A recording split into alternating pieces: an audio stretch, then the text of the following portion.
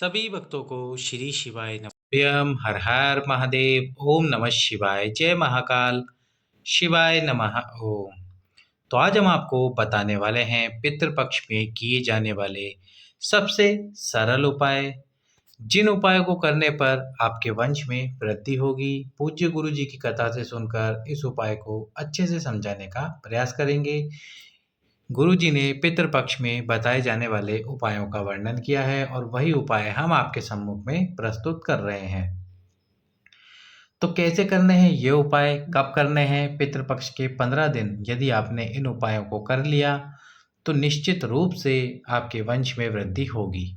सबसे पहले क्या करना है आपको? जो पितृपक्ष के 15 दिन है उन 15 दिन में आएगा 2 सोमवार। अब इस 2 सोमवार में आपको उपाय करना है 5 बेलपत्रों से। कितने बेलपत्रों से? 5 बेलपत्रों से। 5 बेलपत्र और आपको 5 स्थान पर जल समर्पित करना है। कैसे करना है ये उपाय? तो सबसे पहले आपको, यदि पहले सोमवार आ जाता है तो अच्छी बात है, यदि सोमवार बाद में आ रहा है तो पितृपक्ष जिस दिन से प्रारंभ हो उस दिन से आपको एक कार्य करना है।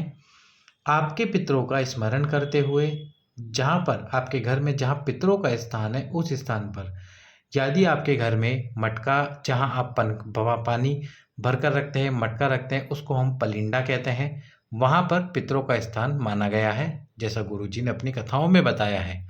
तो उसी स्थान पर, या फिर आपके घर में आपने स्वयं पितरों का स्थान बना रखा है तो वहाँ पर एक दीपक जिसमें आपने लंबी बात लगाई हो और गाय का घी डाला हो, लंबी बात और गाय का घी डालकर वो दीप आपके पितरों का स्मरण करते हुए, वंश कामना करते हुए, उस दीप को प्रतिदिन प्रदोष काल में, कब? प्रदोष काल में आपको उस दीप को प्रज्वलित करना है। प्रदोष काल में प्रज्वलित कीजिए, शिव जी से कामना कीजिए, अपने पितरों से कामना कीजिए और कामना करने के बाद में उस दीप को प्रज्वलित कर दीजिए।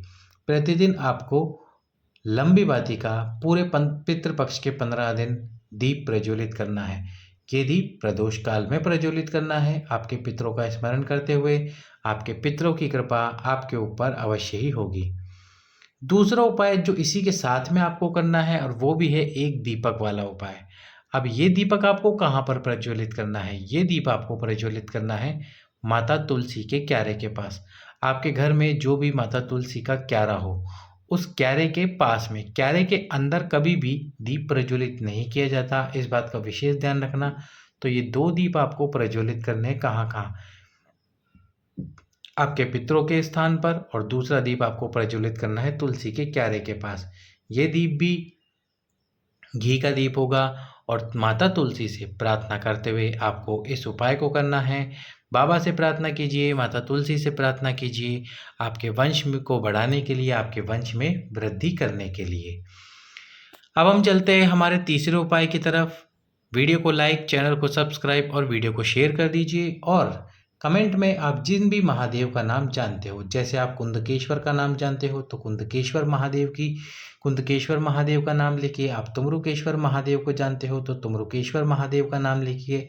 और यदि आप किन्हीं और महादेव का नाम जानते हो तो उन महादेव का नाम अवश्य ही लिखिए। और यहाँ मैं आपसे एक प्रश्न पूछना चाहता हूँ, जिसका उत्तर आप कमेंट बॉक्स में अवश्य ही दीजिएगा, कि संतान प्राप्ति के लिए जो भी गुरुजी ने उपाय बताए हैं, उस उपाय में सबसे ज़्यादा किन महादेव का स्मरण किया जाता है?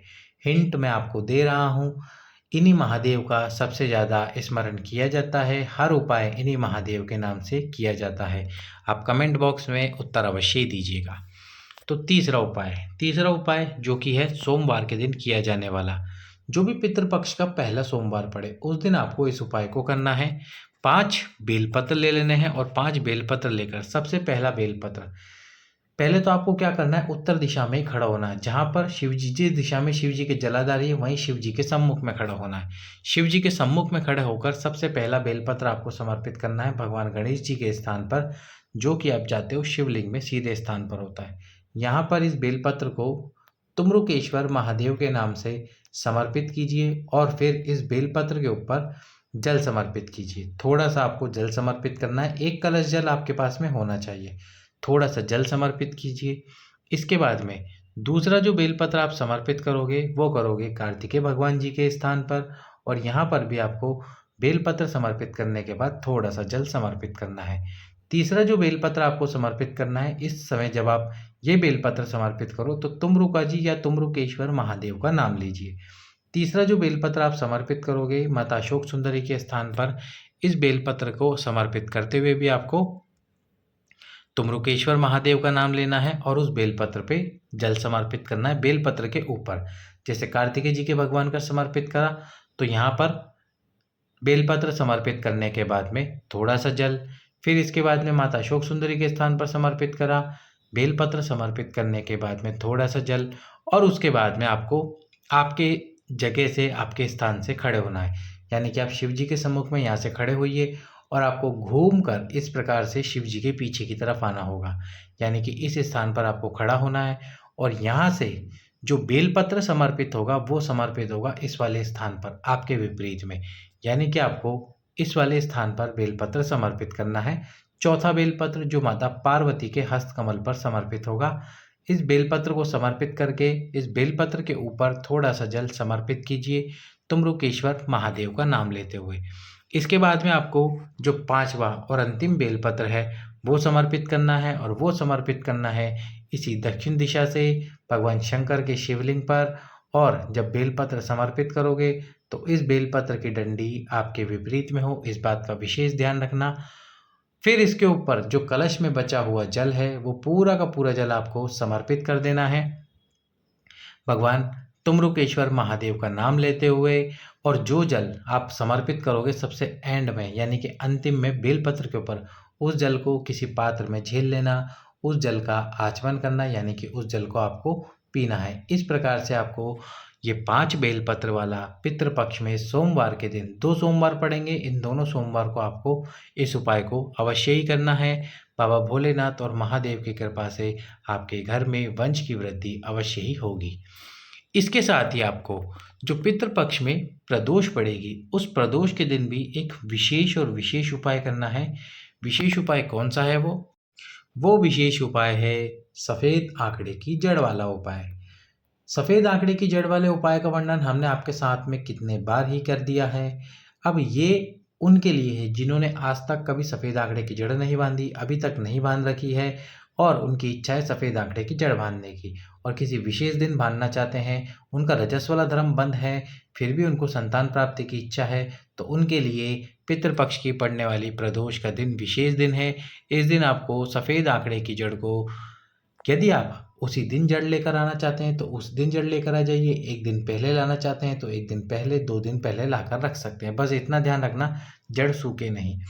इसके बाद में उस जड़ को 21 बार तुमरुकेश्वर महादेव के नाम से शिवलिंग पे से घुमाकर माताएं बहनें प्रदोष के दिन प्रदोष काल में उस जड़ को अपनी कमर में बांध लीजिए लाल धागे में लपेटकर। यदि आप चाहती हैं कि किसी को जड़ ना दिखाई दे तो उस जड़ को फिर लाल कपड़े में लपेटकर और उसके बाद में लाल धागे में लपेटकर अपनी कमर में बांध लीजिए।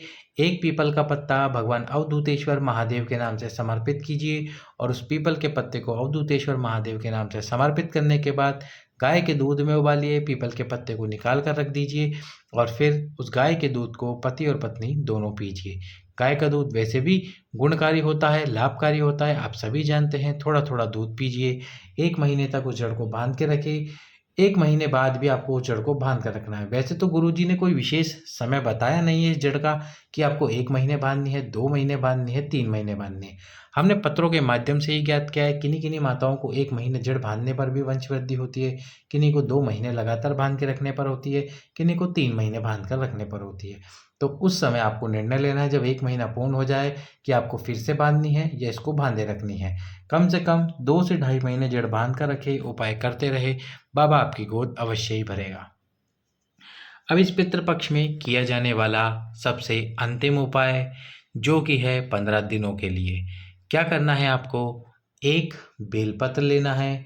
इस बेलपत्र को श्री तुमरुकेश्वर महादेव के नाम से बाबा भोलेनाथ के शिवलिंग पर समर्पित करना है। यदि आपके पति भी बेलपत्र खा सकते हैं तो फिर एक की जगह पे 2 बेलपत्र तुमरुकेश्वर महादेव के नाम से समर्पित कीजिए। दोनों बेलपत्र को थोड़ी देर बाद उठाकर एक बेलपत्र माताएं बहनें स्वयं खा लें और एक बेलपत्र अपने हस्बैंड या अपने पति को दे दें। इस प्रकार से आपको ये दोनों बेलपत्रों का सेवन करना है। पितृपक्ष के ये 15 दिन यदि आपने पूरी ईमानदारी के साथ, पूरी भाव के साथ ये उपाय किया है तो बाबा आपकी गोद, आपकी झोली अवश्य ही भरेंगे। सभी भक्तों को श्री शिवाय नमस्तुभ्यम। हर हर